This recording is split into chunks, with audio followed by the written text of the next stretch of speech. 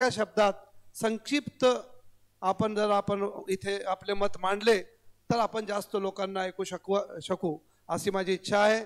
मी आता धर्मकीर्ती महाराज परभणीहून आलेले यांना विनंती करतो की त्यांनी अगदी मोजक्या शब्दात आपलं मला वाटतं जर 5 मिनिटं जर आपण मांडलं किंवा बोलायचं तर खूप आहे। आपण इथे जब जमलोय तर त्या आपण कार्य करतोय, क्षेत्रात काम करतोय, पण इथे सगळीच आता मंडळी जी आहे सगळ्यांना सगळी गोष्ट मांडली आहे, तर आपण काही असे खास गोष्टी ते मांडलं आणि ते रिपीट नाही केलं तर फार बरं होईल। धन्यवाद। धन्यवाद सगळ्यांना। अगदी थोडक्यात माझं मत मांडतो। या ठिकाणी धार्मिक जनमंच महाराष्ट्राच्या वतीने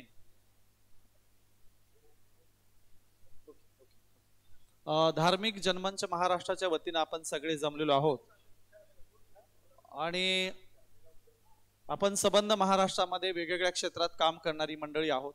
आपण सगळे जाणतोच, वेगळं काही बोलायची गरज नाही, परंतु त्याला थोडासा उजाळा दिला पाहिजे की आपण महाराष्ट्राची, भारताची ही एकात्मतेची सलोख्याची परंपरा जपण्यासाठी पुन्हा आणखीन सतर्क होण्याची गरज निर्माण झाली आहे।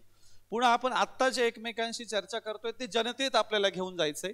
जनतेतला जो विश्वास तुटत चाललाय, एकमेकांच्या प्रती जरा दुरावा निर्माण होत चाललाय, त्यासाठी आता पारनेरकर साहेबांनी जे पहिल्यांदा मनोगत व्यक्त केलं ते आपल्याला जनतेला समजून सांगायचे। खरं तरी आपल्या सगळ्यांना माहिती आहे। पारनेरकर साहेबांच्याच मुद्द्यांना काही आणखीन थोडंसं ऍड करून सांगतो की महाराष्ट्राची ही परंपरा इतकी सलोख्याची, एकात्मा आणि एकसंघ आहे की त्याच्यामध्ये शहागडचे जे संत शहामुनी आहेत त्यांनी सिद्धांत बोध नावाचा ग्रंथ लिहिला। आज तो प्रत्येक महानुभावांच्या घरात एका मुस्लिम संतांचा ग्रंथ वाचला जातो आणि त्याच्यात सांगितलंय जर स्वर्गामध्ये चोखा मेळा गेला तर त्याच्यासाठी काय वेगळा महारवाडा असेल काय?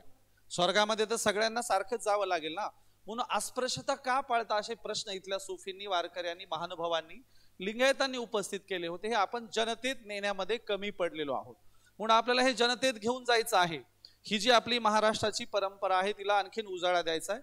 नाहीतर काय झालंय, कुणीतरी काहीतरी चुकीचं वक्तव्य करतं आणि त्याला मीडिया सतत रंगून सांगते आणि तुमच्यासारखी सगळी चांगली माणसं मात्र बॅकग्राऊंडला गेलेली असतात, त्यांचा पाठीमागे गेलेली असतात। आपल्याला ती पुढे आणायची आहेत। आणि म्हणून मी एक उर्दू शेर म्हणेल की ना खौफे मौत ना खौफे शरर लगे मुझे, अपने ही बागों की फूलों से डर लगे मुझे, अजीब रिश्ता है मेरा सारी दुनिया से, अजीब रिश्ता है मेरा सारी दुनिया से, जहां भी जलता हुआ घर हो अपना घर लगे मुझे। त्यामुळे जिथे कुठे या प्रकारचं काही वातावरण असेल तर तिथं पहिल्यांदा आपण उतरलं पाहिजे, पहिल्यांदा आपण तिथं गेलं पाहिजे। हर उठा हुआ हाथ दुआ का नहीं होता, हर गिरा हुआ पर्दा हया का नहीं होता, बुझ जाते हैं चिराग अपनी हाथों से, हर वक्त दोष हवा का नहीं होता। आणि म्हणून मधल्या काळात आपल्या चुका झालेल्या आहेत सगळ्यांच्या। आपण एकमेकांच्याकडे गेलो नाही, सलोखा निर्माण केला नाही, एकमेकांच्या प्रती जाणून घेतलं नाही, तुझं काय, माझं काय, माझ्या धर्मात काय लिहिलंय, तुझ्या धर्माचं काय म्हणणं आहे, याच्या जरा चर्चा व्हायला पाहिजे होत्या। भिक्खू संघामध्ये पूर्वीला म्हणजे सम्राट अशोकाच्या काळात 6 वर्षाच्या धम्मसंगीनी व्हायच्या, महा डिबेट व्हायच्या, चर्चा व्हायच्या। दिग्नाग, वसुबंधू, धर्मकीर्ती, असंग हवेत बोट फिरवून महा डिबेट करायचे। होऊ द्या ना एकदा चर्चा। ह्या सगळ्या धर्मगुरूंच्या प्रतिनिधींना एकत्र आणा, चर्चा करा आणि त्यातून बघा तुम्हाला काय मिळेल। तर निखळ मानवतावाद, सलोखा, प्रेम, बंधुभाव, सगळ्या धर्माचा हाच तर सार होता ना। आणि म्हणून आपल्याला ते जरा जनतेत घेऊन जायचंय, जनतेला सांगायचंय। त्यासाठी आपण सगळेजण आलो आहोत। किमान महाराष्ट्राचं वातावरण तरी बिघडलं नाही पाहिजे, महाराष्ट्र एकत्रित राहिला पाहिजे। इथे तुम्हाला दिसेल वारकऱ्यांमध्ये मुस्लिम कीर्तनकार आहेत, वारकऱ्यांमध्ये तुकोबर आहे, तेव्हा म्हणून गेले लतीफ मोमीन, म्हणजे लतीफ शाह मोमीन या संतांचा आदरपूर्वक उल्लेख केला। वारकऱ्यांमध्ये त्या काळामध्ये तुकाराम महाराजांनी सांगितलं सज्जन कसाया विकू लागे मास, माळ्या सावत्यास खुरपू लागे। अरे आमचा पंढरपूरचा पांडुरंग सज्जन कसायाच्या सोबत तराजू घेऊन मांस विकायला बसतो। म्हणजे इतकी सलोख्याची परंपरेची ही परंपरा आहे, पण तिला कुठेतरी गालबोट लागताना अलीकडच्या काळात महाराष्ट्रात दिसतंय। ते आपल्याला थांबवायचंय। म्हणजे इथे आपण नुसत्या बोलक्या पोपटांसारखं काम करायचं नाही, गेल्या वर्क करायचंय। एका बोलक्या पोपटाचा प्रसंग सांगतो आणि थांबतो। एका माणसाने एक पोपट पाळला होता, त्याला शिकवलं होतं या बसा रामराम। मग पोपट काय करायचा, पाहुणा आला की पिंजऱ्यातून म्हणायचा या बसा रामराम।